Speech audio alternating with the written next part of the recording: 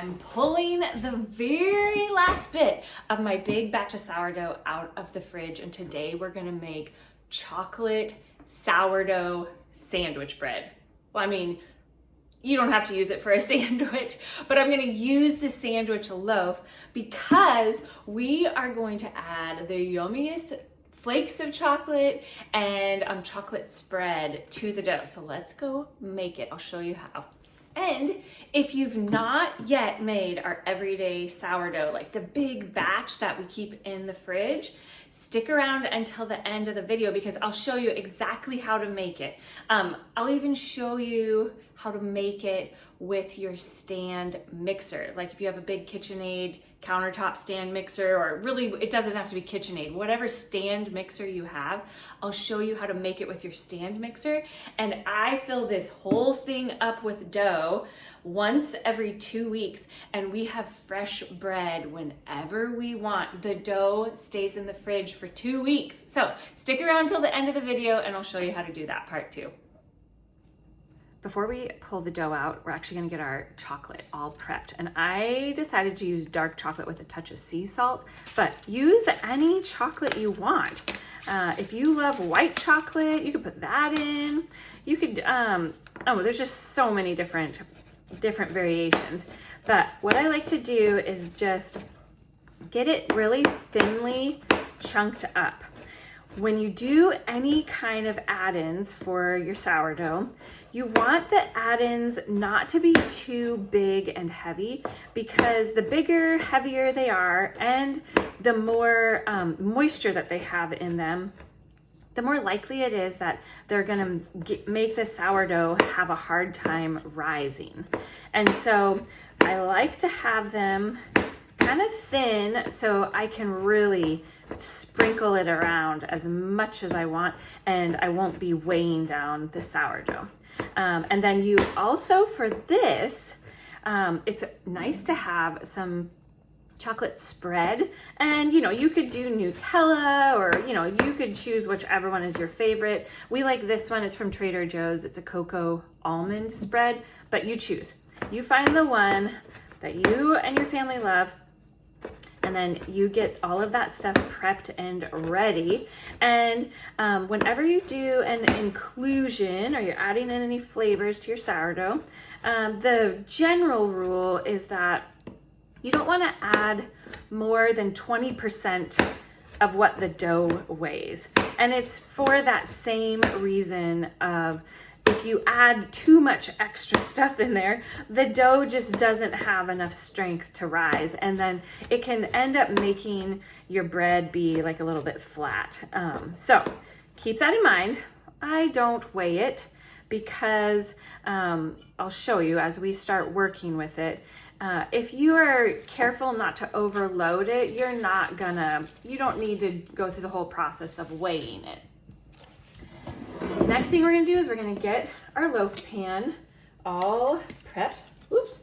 Okay, that's kind of a lot of oil, but because we're putting the chocolate in here, I don't want the chocolate to burn and make the loaf stick on here. So I might wipe a little bit of this out, but whichever loaf pan you're going to use, whether it's this cast iron one, or you use a glass one, or maybe it's metal, your choice. You can use any loaf pan you want.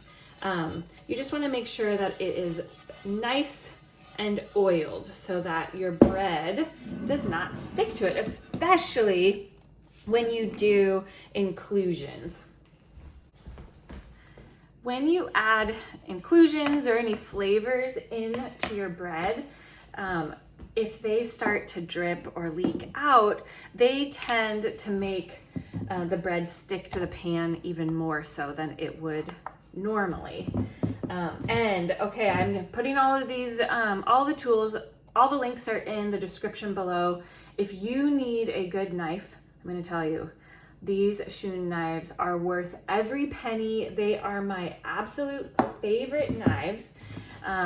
So that is in the link now too, because you need a good knife in order to get all of your inclusions ready. And this is the very last bit of dough. It's getting just a little bit sloppy, where it just is It's a little bit wet on the sides, but that is why I am gonna make a sandwich loaf with it, because the sandwich loaves just keep their shape a little bit better because they're in a loaf mold, which makes it easier. So what I'm doing is I'm just making sure that we get all of this dough together. I have used, so the original batch of dough that I made was enough for 4 900-gram loaves of like a rustic loaf, but I used it to make 2 pizzas.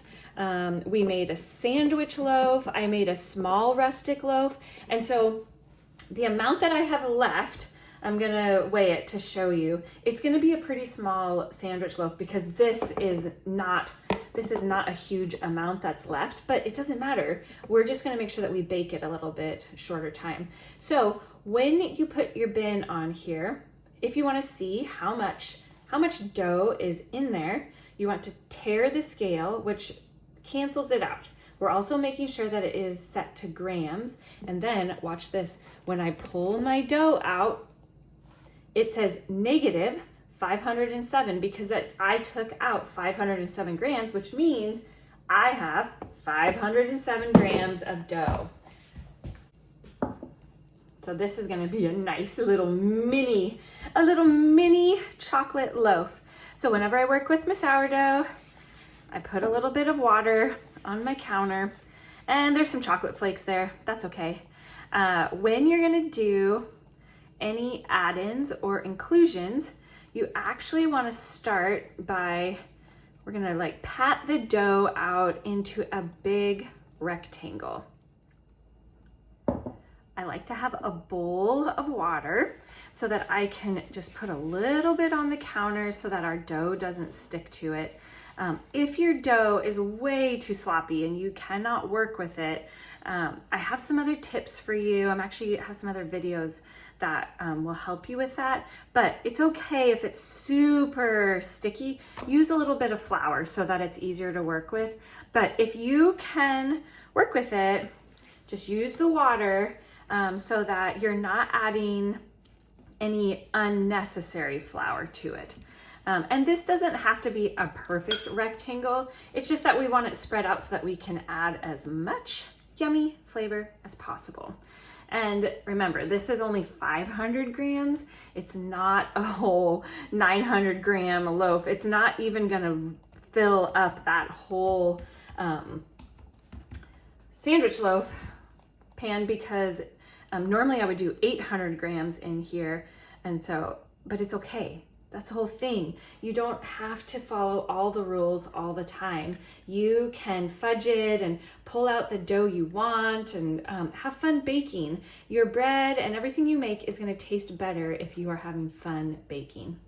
So if you are using some chocolate sauce, which I hope you are, if it's not super warm in your house, which it wasn't super warm in our house, it was so firm, I wouldn't be able to just like wipe it onto the bread like this. And so I put it in the microwave for like 10 seconds, stirred it a little bit, put it in for another 10 seconds, just to get it to the point that I can easily add it onto the bread. And you know, you could just do some clumps of it. It's gonna melt while you bake, but I just like to be able to spread it a little bit easier. And I'll see if I can find these are like little frosting knives, and they are so helpful. I use them so much in all sorts of different kinds of baking, not just frosting. Because of the way that they're shaped, they're a little bit easier to like wipe the yumminess on there. So as you add the flavor, you can see, even though they call this laminating, that's like the technical term for it, I don't want you to think of it like laminating, because if you were to laminate the floor, like to put laminate down, you would do the entire surface. And if you do the entire surface, you're gonna make your bread so heavy, it won't rise, and you will be a bit bummed with how it looks. It'll still taste okay, but it just won't look like a normal loaf of bread. So you can see even the amount of chocolate that I chopped up is more than we are gonna need, but that's okay. It'll get eaten. So here's the first layer.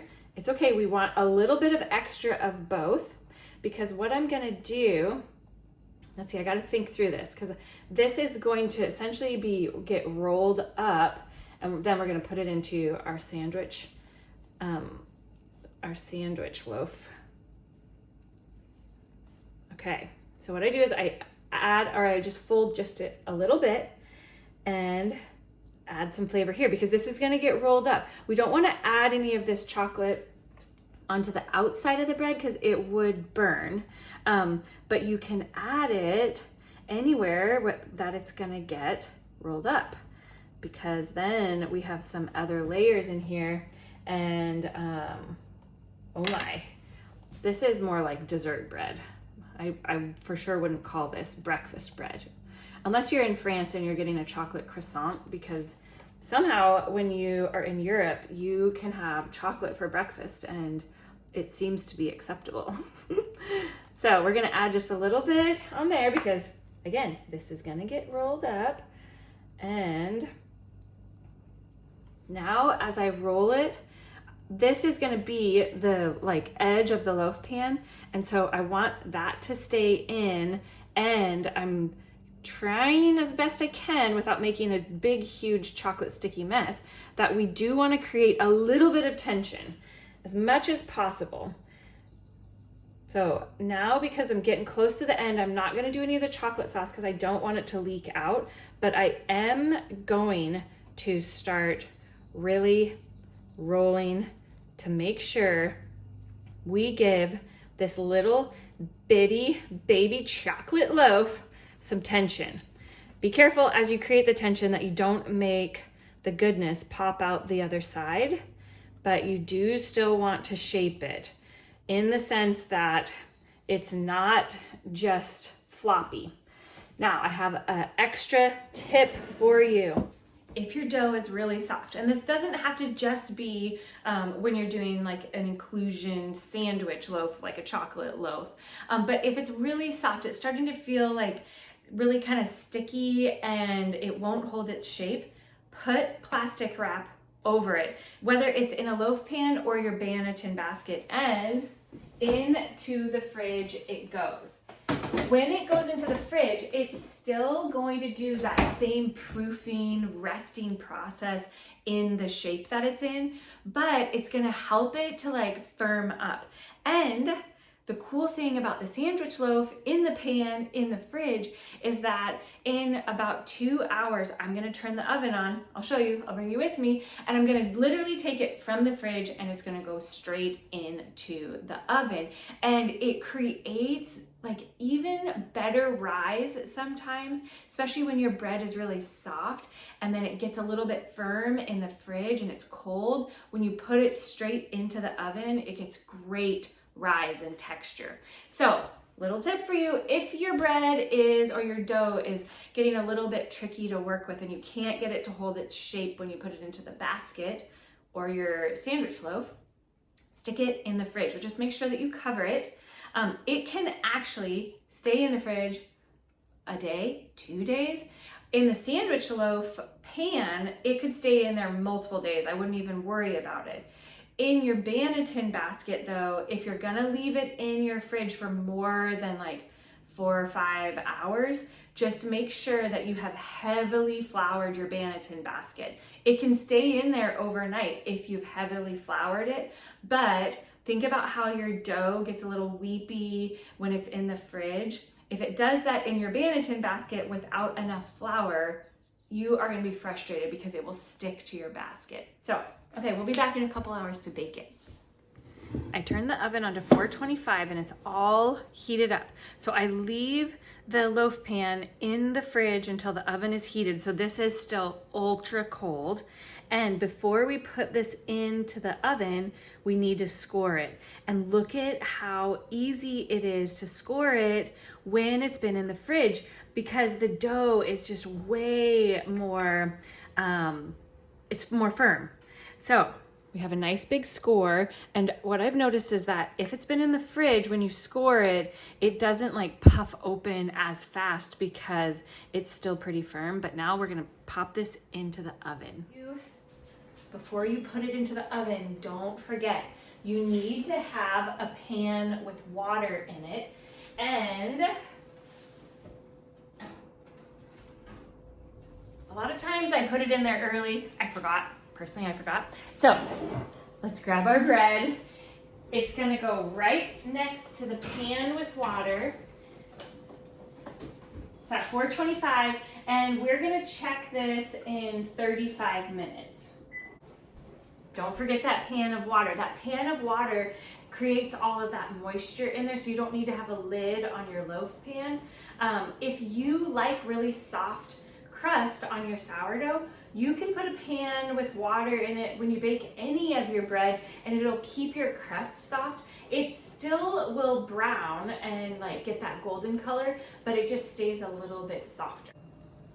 It's been 35 minutes, and oh my, the chocolate is bursting out of the loaf, but it still looks a little pale. So I'm gonna set the timer for another 6 minutes, and then we'll test the temperature.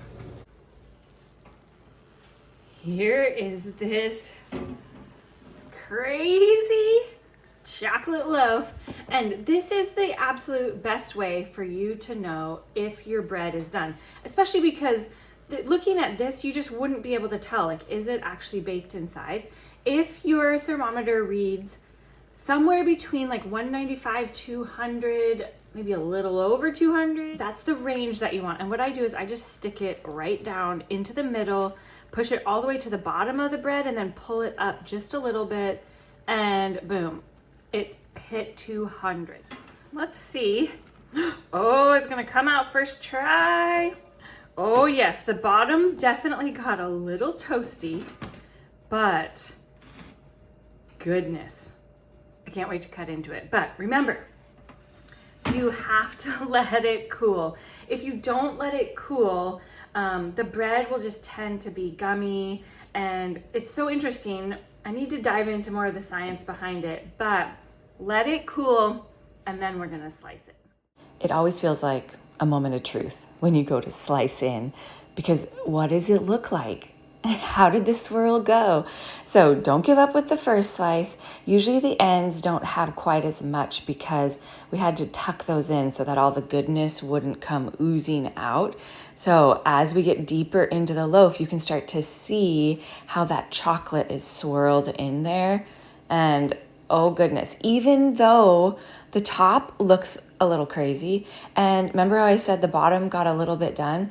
It really wasn't. Once we started eating bits of it, because yum, you need to try some, it's super soft. This dough was in our fridge for 2 weeks before I used it, and look at how lovely, fluffy it is. It's soft. It was so delicious. So stick around to the end of this video. I'll show you how to make the big batch of dough, because when you have that big batch of dough in your fridge, it makes it so much easier to test out new inclusions or try new shaping because you already have the dough ready to go. So let's bake some more. We're cleaning up dinner. I had to slice the bread before it got dark and we ate it all, and I didn't even get to show you. I just want you to see, even though the outside looked, sometimes the outside, you just can't tell what's actually going on inside, which this is totally like, you can't tell a book by the cover. You can't tell sourdough by just the crust. So make sure that you take the temperature. I'm sure Maddie here,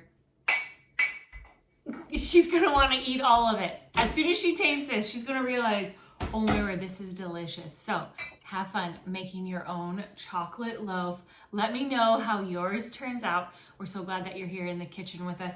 We love baking with you. Keep the questions coming. You're giving us lots of great ideas on new content that we can make. And did you know that we donate 10% of all of our profits. And so when you bake with us, when you come and garden and host and do all of the fun stuff with us, we get to donate a portion of our proceeds to Atlas Free. And so you doing everyday life and enjoying life in your kitchen and filling your table with joy is actually giving other people freedom. So thank you. Thank you for being here with us. I'm gonna go put a little more chocolate on this, and I think this is dessert after dinner tonight.